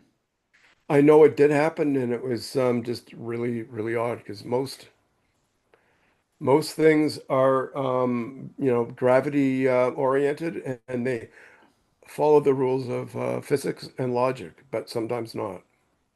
I know it's a strange thing because I have to take it on trust as what you said was it happened, and I got no reason to disbelieve you, and I don't want to disbelieve you. And other people listening to this will think, how did that happen? Only you know for truth that it did, and we But all have to go but on a I can't trust, don't say we? to somebody I know, if I said, "Oh, I have this ability to levitate things with my mind," then the people watching this should be able to say, quite honestly, he's full of crap because I don't have that ability. It just happened, so I Mm. can't offer a reason. But I also think it's cool when people like yourself challenge your guests because, why should you believe me or anyone other than the fact that I think sometimes it's really healthy to take people at face value unless you have a reason, not to. But I do think a lot of this stuff is challengeable. I think that debunkers that are out to get people for the sake of it, that's kind of a nasty way to be because I do think, I've never said ever in my entire life, why me? I don't know why. I guess I've always felt if something like this is happening to me because I'm not, I'm an average. When I was in school, I was an average student. I wasn't exceptional. Um, so it's not like I have any bragging rights that I've been imparted with this incredible mind that understands physics or math. I mean, my math was so bad in school that when the teacher would come to me telling me I only got 20% on a math test, I actually had to say, is that good or bad? It's Is like, that I'm 20% kidding. out of 21? Yeah. Yeah. Yes, but I'm kidding, but I'm not. Like, so I'm I'm smart enough to know that if these things are happening to me, they've got to be happening to others. So I've never said why me. And then when you realize that how many people are out there, do you know Terry Lovelace? I don't know that you know. Has Yeah, he I've been on your spoken to him. show? He has, yes. Yeah, I reached out to him in 2021 and he wrote me a lovely letter back. He's a super nice guy. But I mean, how amazing it is for some people to step outside their comfort zone. And I think to a large degree, it's helping people like me. And if I'm helping other people that have had experiences step forward, but I don't think any of us. I wish we could all tell you who the wizard is that's controlling all the levers, because I just think it's so weird that all of us are living on this little rock with a very thin layer. It's so delicate of oxygen, and the balance of life is just so extraordinarily perfect. But we don't realize that we're basically living in a vacuum that our minds just are blown when we think about the distance between our star and the nearest one. And yet, if you take a big step backwards, those two stars are really almost touching each other. So when you look at the universe, it's so frigging weird. But none of us have the ability to hold this. I don't know, this sense of majesty for that long before we have to go back to work or deal with taxes or what have you. So we are kind of distracted from doing the deep dive. I think that probably more of us would do if we had more time and had the space. Probably, our ancestors had that ability. Oh, And yeah, I don't because mean they our weren't, ancestors like our grandparents, but going thousands of years back. of course, because they Maybe had they did. time and then they had the night sky to Yeah. ponder all this. Do you know what would solve everything in terms of going forward with the bigger questions? Would actually be me somehow being in experiencer's mind, like you, like others. So when telepathy does come along, all measure of fraud is gone in the world. All measure of knowing comes into the world. So I could just pop into your mind, shit, that thing really did happen. I've now experienced it as well as you did at the time. Right. And then everyone knows and then everyone comes together. Christ, it's all real. And then you move forward as a species to solve these big questions. But because it's everything is so personal, people outside of your personal experience can't truly know what it means because they haven't experienced it. Yeah, exactly. Exactly. But what you mentioned reminds me of, you've heard of the telepathy tapes, right? Yeah. So maybe that's if it's true, if it's real, it seems to be. That proves kind of what I think we are talking about a little bit about how I can, if I'm in a mall, and this only happens occasionally, I look at somebody and I figure, well, they're going to go home and have their dinner and watch maybe a bit of TV, and I almost feel like if I died today, I might still have awareness because I would be part of this uh connect this one we're all connected.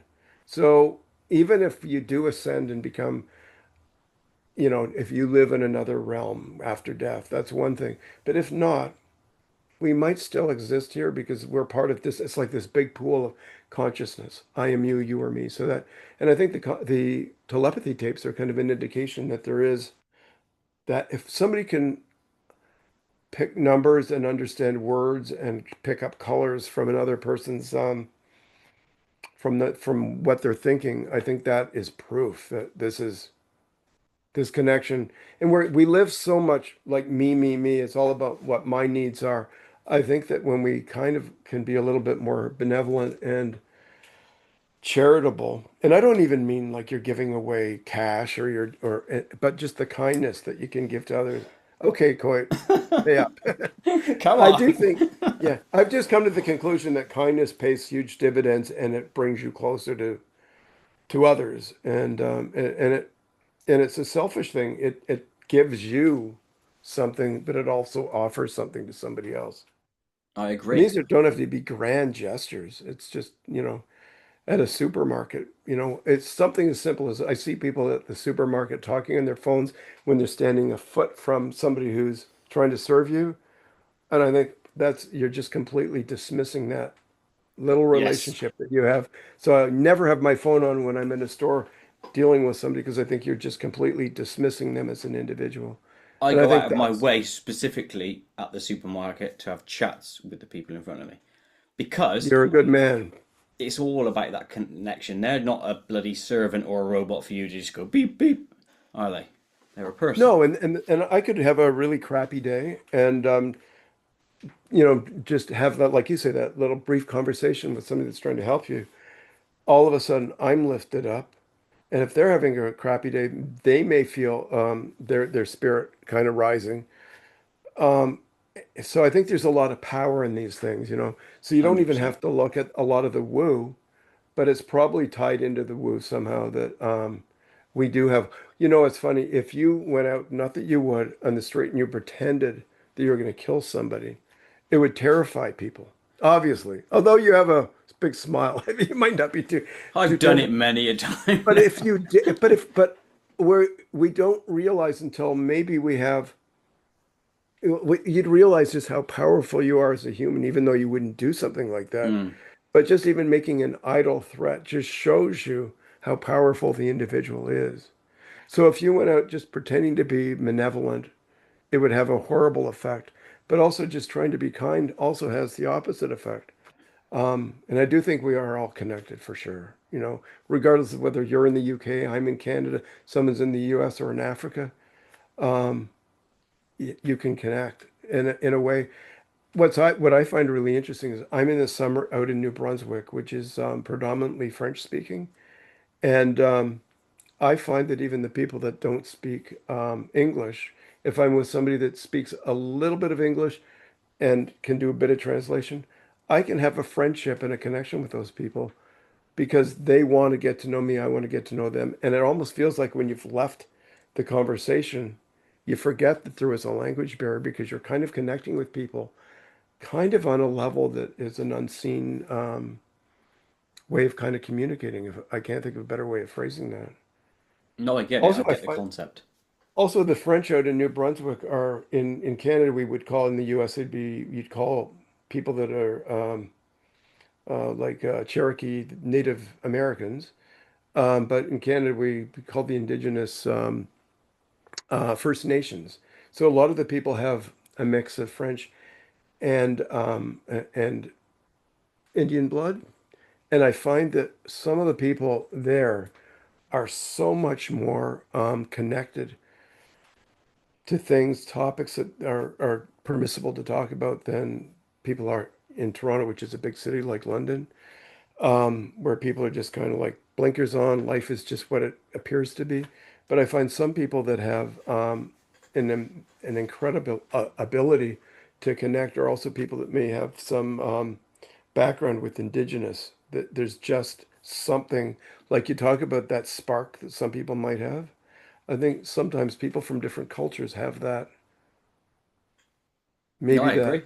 They do because likelihood. they're brought up with it as a thing that's not to be dismissed. Yeah, It's exactly. that And sort of not thing. only are they brought up with it, but they honor it. Like it's something that they're aware of that have, maybe has come from stories that their grandparents have shared and experiences that they've had through their parents, but they honor it and it's passed on. Whereas I think a lot of us live very, and I'm not talking about you, but very selfishly for the moment to just survive the present and don't really I'm in honor, that too.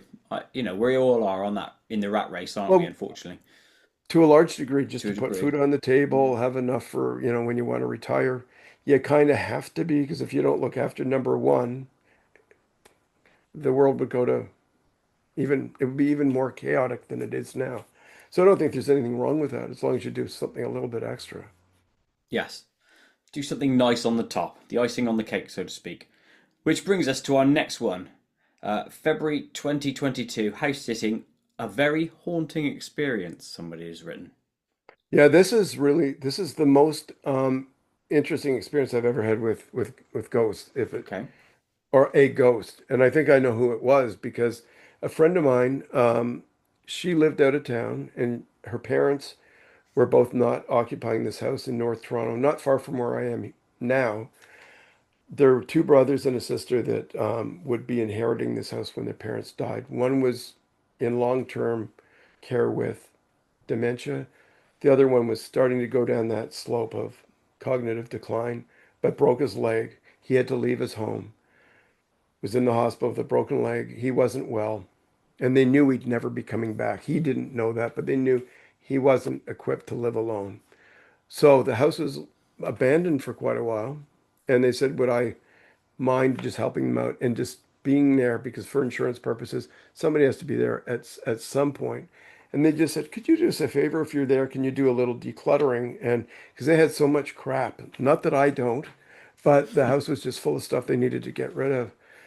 So I'd be there usually until about 1:30 in the morning often, and everything was fine. And then this gentleman who was in the hospital with a broken leg passed. His wife survived, but he passed. Before he had passed, he had told his kids that when his leg was better, he'd be coming home because he loved his home. He actually was a builder and he built that home in the 50s. So anyway, he they knew he wouldn't be coming back, but he was insisting, I will be back, I will be back. Anyway, he died. Koit, he came back with a vengeance because when he died, the proverbial, what hit the fan. And it was disturbing to me because a lot was going on that kind of happened out of the blue where let me think of just a few examples. There was a light switch and that, back in the day, like in the 50s, these light switches weren't delicate where you just a little push would bring the light on. It was Yeah, like Joe. loud Mm. clunk.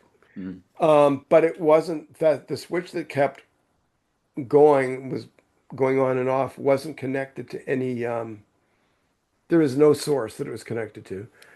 So at night, if I was just resting or in another room, that would be going on and off. Never got any video of it because at that point I wasn't doing that kind of work. Didn't even really think about it. There was a Honeywell air purifier in the hallway that was on. I was out one day, came back in, and it was off. So I assumed the power had gone off, a fuse had blown or whatever, but looked at the unit and it was physically turned off. So I checked with the family. No one had been in.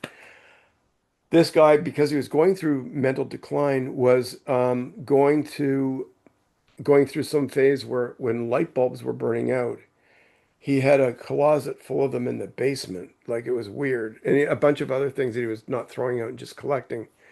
So I'm in a little area that I made an office in the house. Just when I was there, I could just do some work.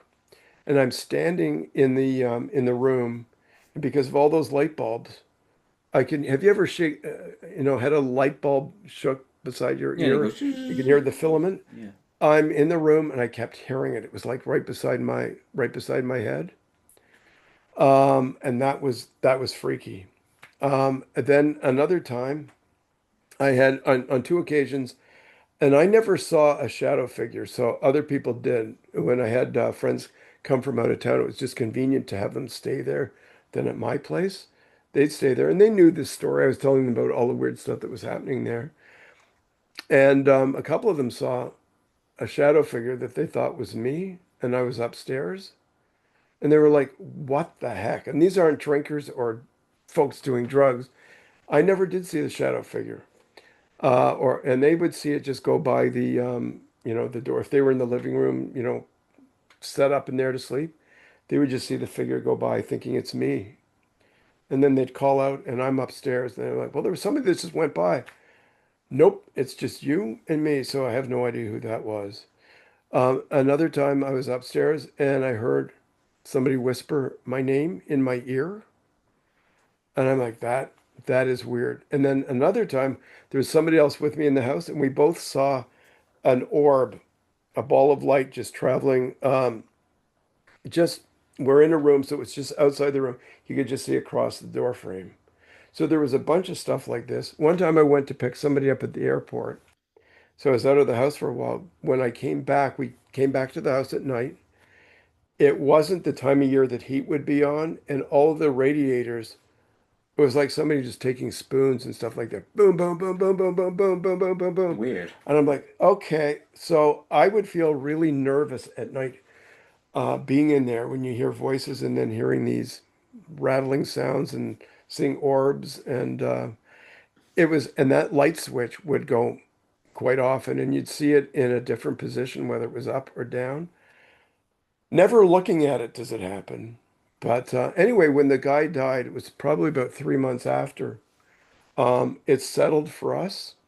You know what I mean? There was nothing that friends would or I would notice that was paranormal, so to speak. We told the family about all of this happening, friends that would come in because we knew the family, a couple of us knew this family. And we would say, this is happening. And they were kind of taking very little stock in it, like, yeah, yeah, yeah, what drugs are you doing, type thing. But one of the sons, when sadly my friend died, the one that was out of town, she passed away about 19 years ago. But so one of her brothers took over the house and bought the house from the other brother from the just he bought them out. They're in the house. Fairly young guy with his wife. Stuff starts to happen. So then they tell me, "Oh my God, you weren't lying." Not that they thought I was lying, but they just thought that there was obviously something that I was just imagining. So they had I don't know what you call her, when they had their child, they had like a housekeeper who quit because when she was there alone, she said the baby was just transfixed with something that I don't know how old the child was at this point, maybe a year or whatever, transfixed with something that she couldn't see. And then she'd hear like cupboards opening and closing and all that. And she said, I'm out of here. So they called in somebody, and I don't know who it was, but it was a supposed expert who gave them, they just said, probably they didn't give them a lot of information just so that they would have a sense that whoever was imparting information about whatever spirit was there, they didn't have too much information, but they said it was an older gentleman that was trying to get across a message to one of the sons. And what we gather is something had happened within the family that was traumatic, and the father was upset about what had transpired, and he was definitely trying to bring this out because he was really concerned about it. And I don't want to say what it is because it's in case anyone from the family sees this podcast, it wouldn't Sure, be sure. fair to say too much more than that. But I don't know. I haven't really kept in touch with the family, but they experienced it as well. So that entity or whatever it was, if it was the father, when he died, I didn't notice that it had continued, but they did. So I thought that, but that was just ongoing, ongoing, ongoing. And things like there was a chain at the back that was connected to at one point a Christmas tree that an artificial tree that hadn't been taken down to hold it up. And coming in one time, the chain was undone, and so I called the family. I said, "Who's been in?" They said, "Nobody." So I just thought this is just, particularly when you see like an orb traveling, it's like, well, that's not an intruder that's flying across the room. No, That's but it's the something that, strangest one of the whole lot, isn't it? When you see an orb, yeah. But to me. I think, yeah, I think the whole experience actually then lends credence to a lot of the stuff that happened to me earlier, that this is possible. This does happen to people. And, when I become, we all go at some point. I don't want to be a restless spirit, you know. If this guy's coming back and there's trauma in the family and he's trying to bring attention to it, can you imagine how unsettling that is for a spirit to have to be in that perhaps sorrowful state when wouldn't it be nice just to move on to something better, or where you feel your work is done, that you don't have to become involved with family? I agree. Everyone wants resolution. Here's a question for you. Knowing that what the trauma was, and you don't need to tell me what it was, but was all the attempts to communicate, i.e., the light switch, the bulbs, all of that sort of stuff, was that pertinent to the trauma, or was it literally just a look, I'm here? Oh, I think it was to get attention, to um, bring up whatever they wanted to talk about.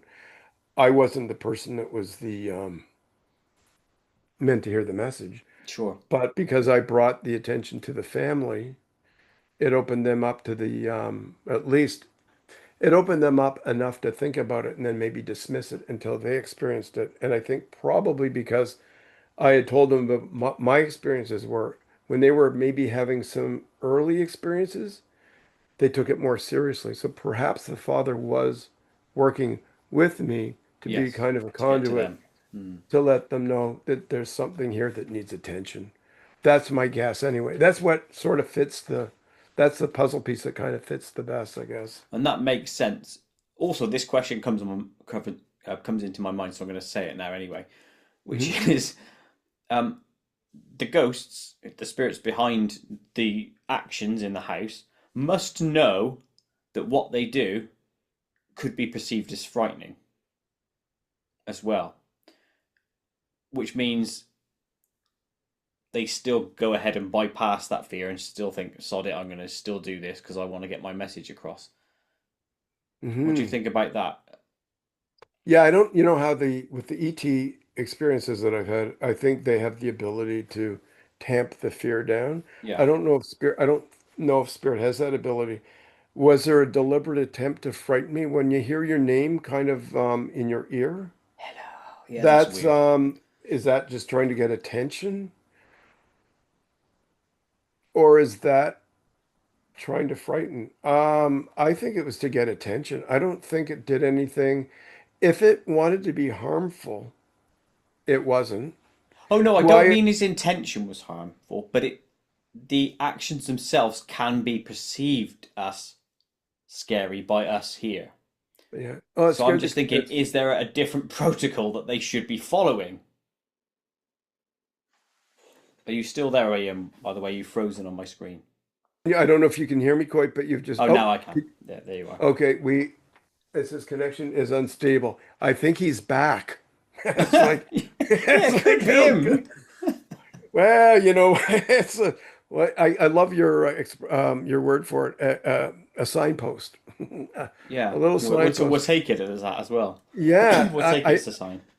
it could be something that was done as benevolently as possible to get my attention, because there wasn't. I think the Mrs. Sampson thing was maybe more to frighten me, because a pounding on the piano and then hearing a weird version, like a slow, it sounded like it would have been in a minor key, hearing Silent Night. That was scary. This was scary because I didn't know what it was, but it didn't do anything really to scare me. I think when coming in with somebody and hearing all our radiators just bang, bang, bang, bang, bang, really felt like that was a clarion call for attention, like, because that was the most loud, and didn't, excuse me, didn't last that long, but it was definitely an attention getter for sure. But Mm. yeah, I definitely know. I think I can say I know unequivocally who that was because of the person in the hospital, and then when they passed, they came. So that does to me indicate that that's what the source of that somewhat poltergeistish haunting experience was. But yeah, I've never had anything quite like that ever. And I know when we're finished the podcast, I'm going to go, oh my God, I forgot to mention this happened or that happened. But it went over, it lasted for quite a long time. Well, But certainly I what just you thought it said, was, there's a lot of events, yeah.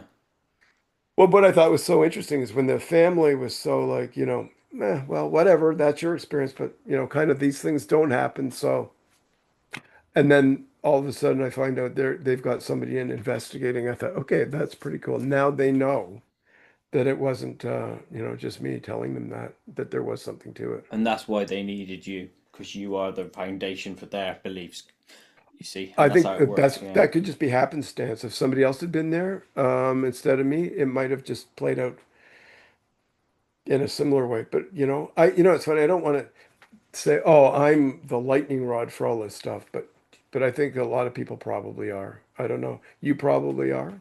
I don't know. Would you want to be parked in a haunted house and be alone? No, no, I'd rather be home watching Star Wars or Star Trek or something, you know? Oh, I It's good feel I enough for me. really. Yeah, yeah. Who doesn't enjoy good entertainment? Because when it ends, it ends. There's no Yes, sense that it's going to come back at you unless you pay for another ticket and see it again.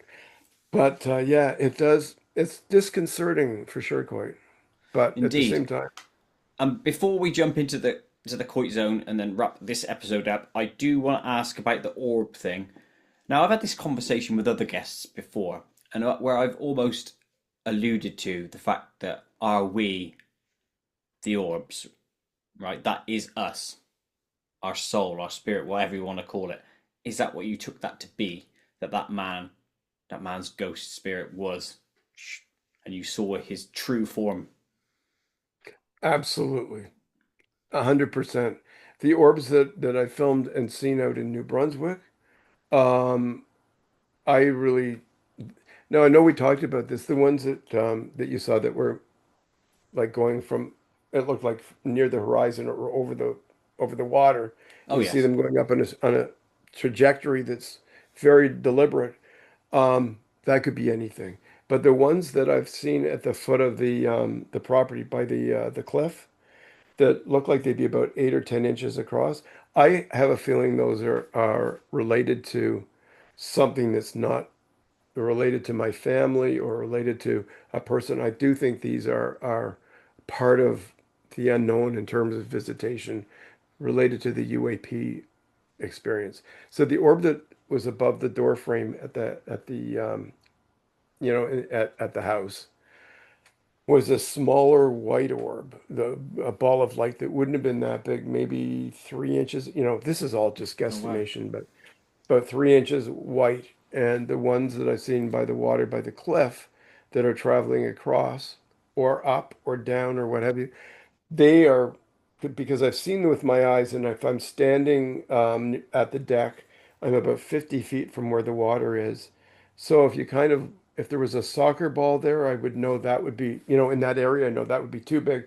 So I'm just able to guesstimate about 10, 12 inches maybe 8 to 12 inches for these orange things that come across that look when you film them like they're more whitish in appearance because of the night vision. So I do think there's two types, but definitely the one in that house for sure was probably the person that was trying to impart a message.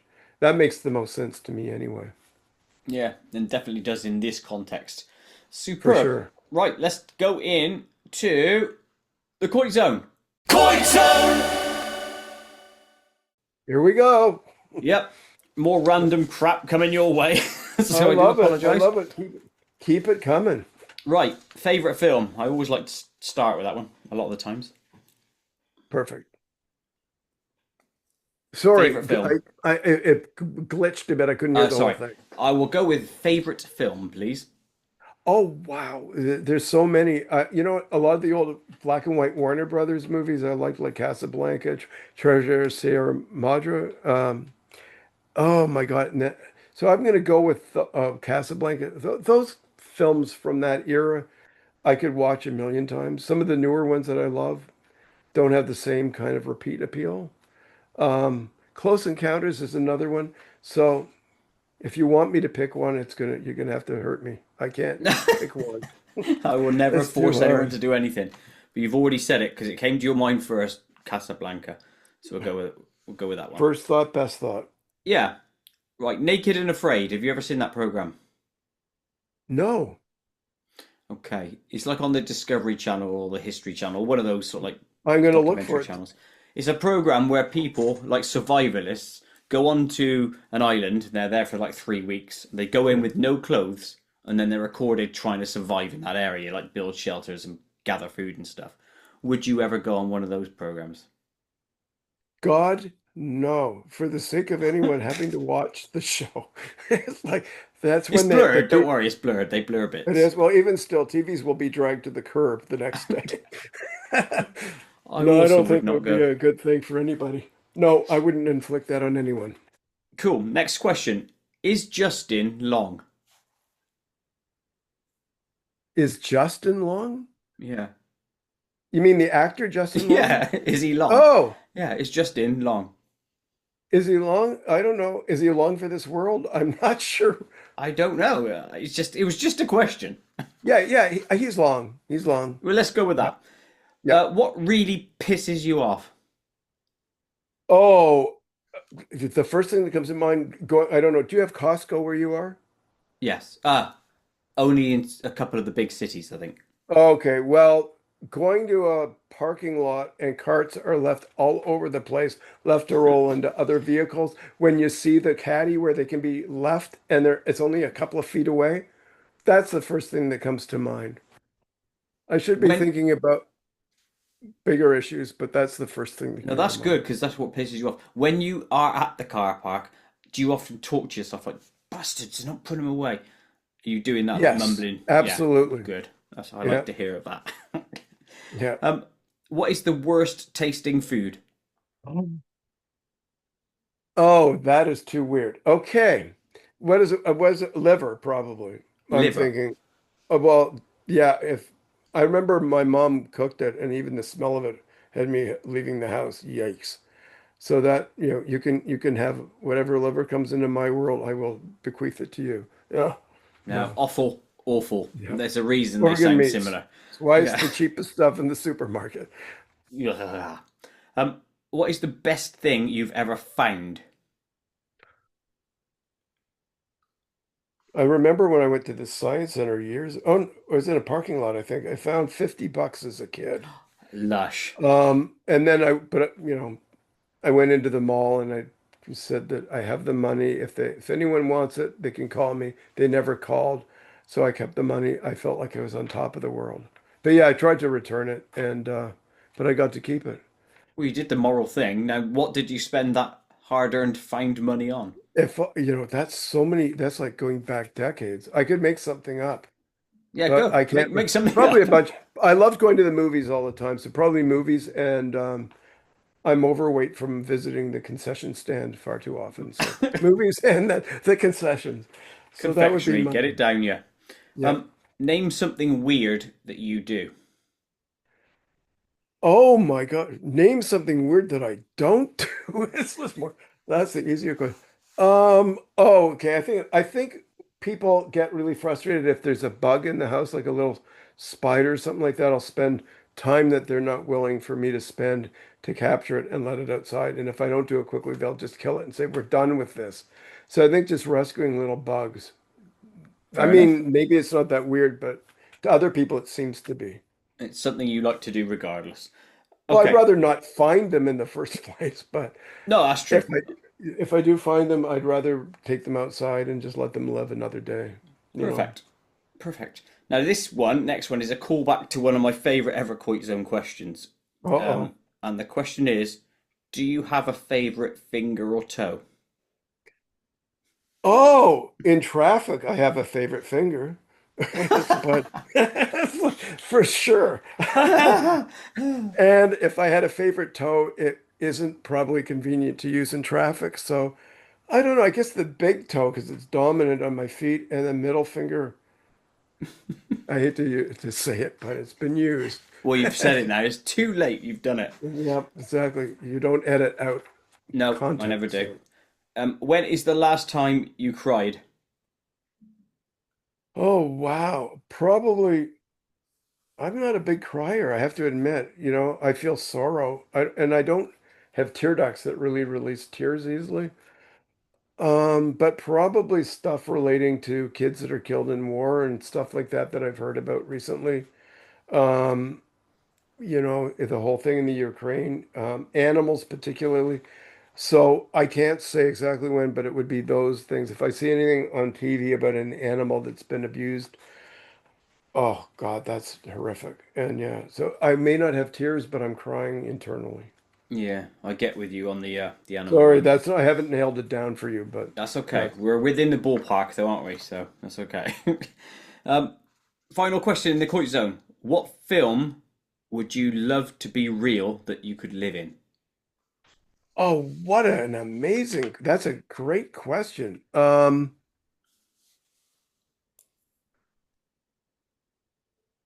It's so interesting. It would have to be where the world is a little bit better than this one. I can't think of a film. I love disaster Good. films from the 70s. I really went through a period of loving disaster movies like The Poseidon Adventure and Airport and Towering Towering Inferno. Inferno. So I don't think I should choose one of those. It's like No, don't live in Tower those are Inferno they don't world. have a good ending. Maybe Casablanca because even though there was a world that was in turmoil then, it was probably less traumatic than the one we live in now. And everybody had a sense of style and they were virtuous. So I'm going to go with Casablanca. Cool. We've topped and tailed that one. I like that. That's a nice brings it Yeah. full circle. Cool. That is the end of the Koit zone, and that will also wrap up part two. Ian, thank you Can ever so I much. can I do what I Oh, did before? But do by you all want to know means. what's really this is really interesting Yeah. because I'm going to just show you the sheet that I'm going to be reading from so you're going to know. Do you hate it when I'm turning the table on you because I did it No, before I and you kind of like it actually. It's refreshing. because there's an element of like holy crap with this. If you had oh no, wait a minute. That's the last time. Oh, da, da, da. Oh, here it is. What this is going to really register with you from what we talked about. What two foods revolt you the most? And so much so that you couldn't even swallow them if you were offered a pile of cash. That's Oh, very similar to it's what you asked me. two. I mean, I got about 20 that I would add to that list, but let's go with two obvious ones: garlic, Oh, onions. Both hideous, hideous, hideous items. I you're could also wrong. add mushrooms to that list, tomatoes, loads of things. Really? Yeah, Well, I'm very fussy when it comes to food. I'll take your vegetables. I like them all. And then this is so weird because all the stuff you asked me are so in this list of there's only three. So Okay. if you could watch only one movie for the rest of your life. So every time you went to watch a movie, it would be this one. You don't have to watch at any specific time, but every time you went to watch a movie or go to watch a movie, it will be this movie. What is it? My first thought will be Star Wars, the original. So I'm going to go I with knew that. you loved that, so you're being true to it. Yeah. Okay. And what is your number one lucky number? How did it choose you? And has it brought you any good fortune that you're aware of? I like the question, so you get extra double points for that one. Can I I don't really redeem have them a lucky. anywhere for, Hmm? can I redeem those points for anything that's worth Yeah. anything? I will say to Tiff that when you win points, you can always exchange them for milk. I don't know why it was always milk, but that's what you can get for your money. So go to your local Costco, like you said, get pissed off at the trolleys and see if you can exchange those points. I'm going to Um, do it. You know what? If I do that, I wouldn't be surprised if they say, "Oh, you know, Coit, let us yeah, take you to the dairy section." It might work. you need to add that to your homework list. I will. I will. You tell me to Um, do it, I will do it. Number would be 4 or 44 because Oh, it was interesting. the number I used on my football shirt when I was playing football. So that's what I will Excellent. go with. So there you go. I will accept those answers. Sorry to That turn the table ends on the you. Ian zone. Yeah. Hit the Ian zone. Well, I'm sorry if I pissed you off with doing that, No, but I not always at thought all. when I watch your podcast, I'm always interested to know how would you answer a question. So now some people may know. Exactly. Well, thank you ever so much for doing that. I'm happy for Been a things real to be pleasure. turned. And I always like things when expectations are subversed. Is that a word? Subversed? It Subverted is is the word I now. was looking for. Yeah. I'm It keeping that works. word, subversed. I'm going to use that going forward. Ian, yeah, thank you ever so much for coming on again. It's Again, been a to real anyone pleasure. checking, I was going to say then for people to check in the description for your website, but you haven't got one yet, have you? No, I'm going to send you an email if people want to reach out. I have to do that so that you can put it in the program notes or whatever. Yes, Anyway, it's been please. so much fun talking to you. I enjoy how you muse about life and the universe, and I hope your leg is better so that you can play football again. Thank you ever so much. I will see you on the Cheers. next one. Goodbye, I everyone. hope so. Cheers. See you, All the mate. Bye best, bye. Coit.